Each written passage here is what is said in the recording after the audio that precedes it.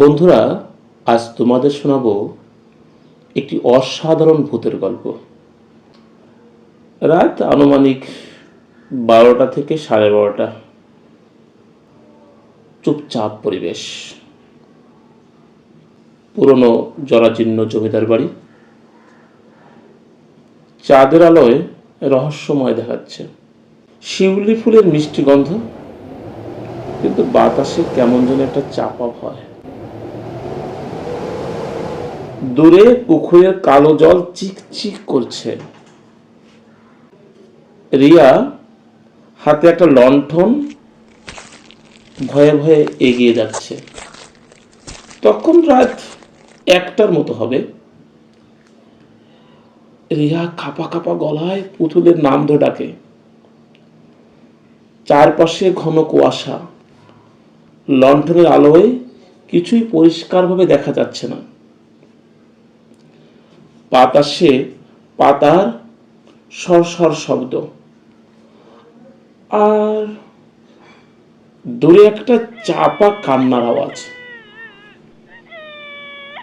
রিয়া ভয়ে জমে যায়। কান্নার শব্দটা ক্রমশ কাছে আসতে থাকে। গাছের গোড়ায় যেন কিছু একটা নড়ছে। তখন রাত 2টার দিকে গাছের ছায়া থেকে একটা আবছা মূর্তি বেরিয়ে আসে। বুড়ো লোক, সাদা কাপড়ে ঢাকা, মুখটা অন্ধকারে ঢাকা। ফিস ফিস করে রিয়াকে ডাকে,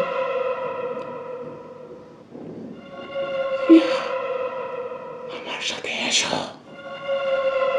রিয়া, রিয়া, আমার সাথে এসো। রিয়া ভয়ে চিৎকার করতে গিয়েও পারে না, গলা শুকিয়ে কাঠ। বুড়ো লোকটা হাত বাড়ায়, বরফের মতো ঠান্ডা হাত। পুকুরের কালো জল যেন জীবন্ত হয়ে ওঠে। ঢেউগুলো ফিস ফিস করে কথা বলে। রাত তখন 3টা। হঠাৎ ঝোপের আড়াল থেকে পুতুল বেরিয়ে আসে, করে ডাকে। রিয়া পুতুলকে দেখে কিছুটা সাহস পায়। বড় লোকটা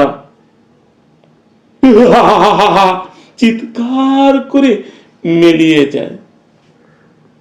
পুকুরের জল শান্ত হয়ে যায়, কুয়াশা সরে যায়।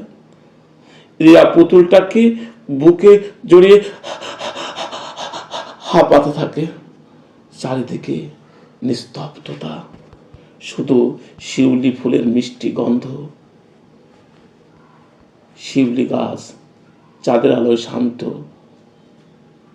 কিন্তু একটা চাপা আতঙ্ক রেখে যায়। ভূতের গল্প চলবে, চলবে, চলবে।